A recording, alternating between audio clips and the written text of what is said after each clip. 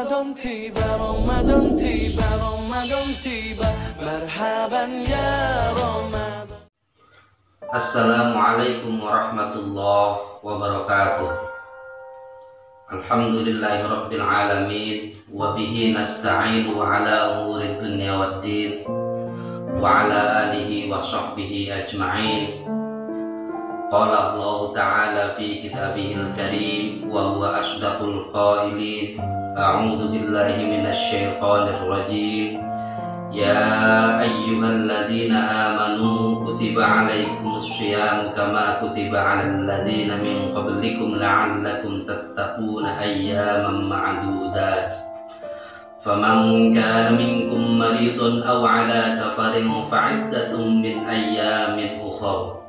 Wa 'alal ladzina yutiqunahu fidyatun ta'amu miskin. Faman tatawwa'a khairan fahuwa khairul lahu wa antasumu khairul lakum in kuntum ta'lamun. Wa qala an-nabiy sallallahu alaihi wasallam khairun nas anfa'uhum linnas. Sahabat Bawaslu yang dimuliakan oleh Allah Subhanahu wa taala,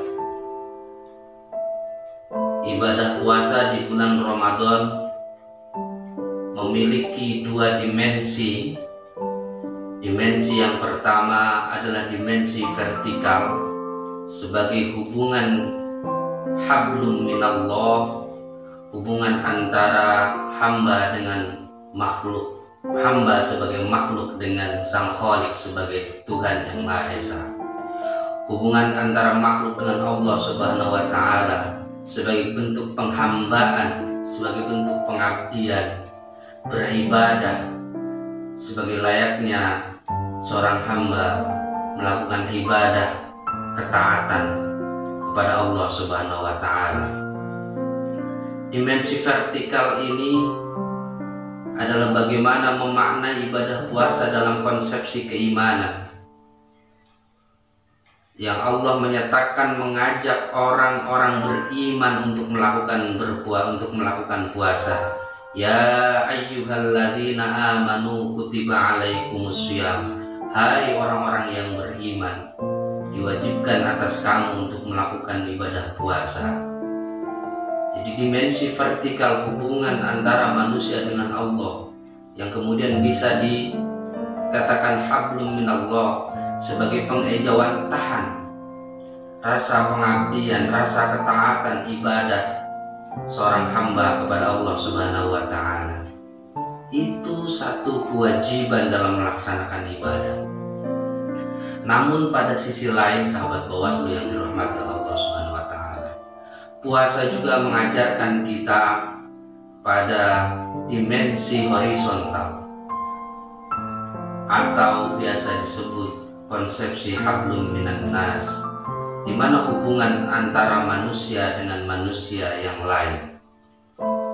Puasa mengajarkan empati satu sama lain, di mana kesamaan rasa lapar, kesamaan rasa dahaga, kesamaan rasa haus, kesamaan untuk menahan segala hawa nafsu.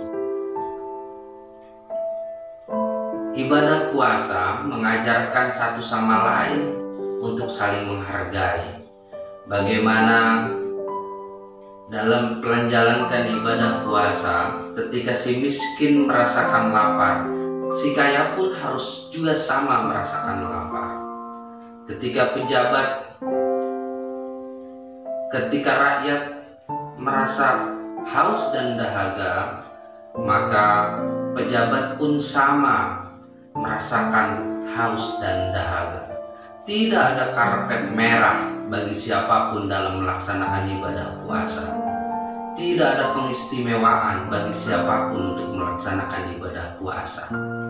Si kaya dan si miskin diperlakukan sama. Antara pejabat dan rakyat juga melaksanakan hal yang serupa. Tidak ada perbedaan antara satu sama lain.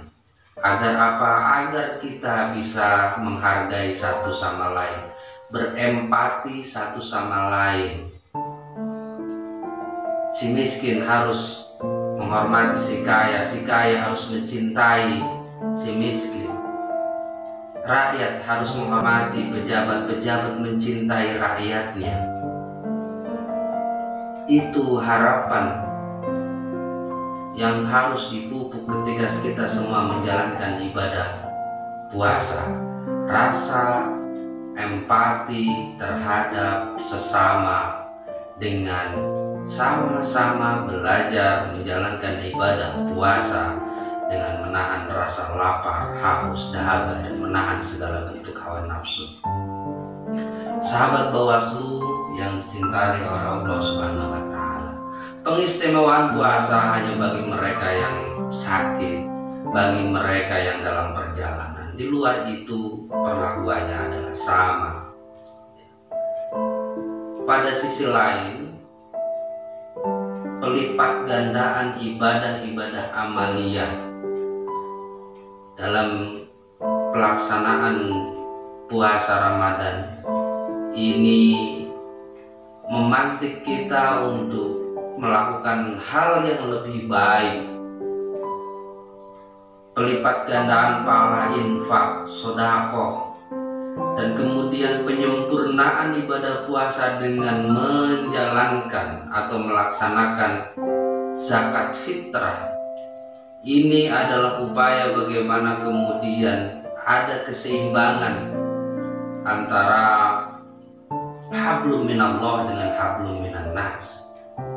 Diharapkan dalam menjalankan ibadah puasa kita digirohkan kembali untuk saling memberi yang kita punya, memberi yang kita miliki terhadap mereka yang membutuhkan. Zakat fitrah kita berikan sebagai penyucian diri, diberikan kepada mereka yang membutuhkan untuk bisa berbahagia dalam menyambut hari Idul Fitri. Sahabat Bawaslu yang dirahmati oleh Allah, bagaimana konsepsi ibadah puasa dalam dimensi sosial ini menjadi hal yang penting dan patut kita pelajari. Pengganti puasa pun dalam Al-Quran disebutkan bagi mereka yang kemudian tidak menjalankan puasa karena sakit atau dalam perjalanan. Itu diperkenankan untuk menjalankan fidyah dan memberikan makan kepada orang miskin. Ini pelajaran yang sangat penting.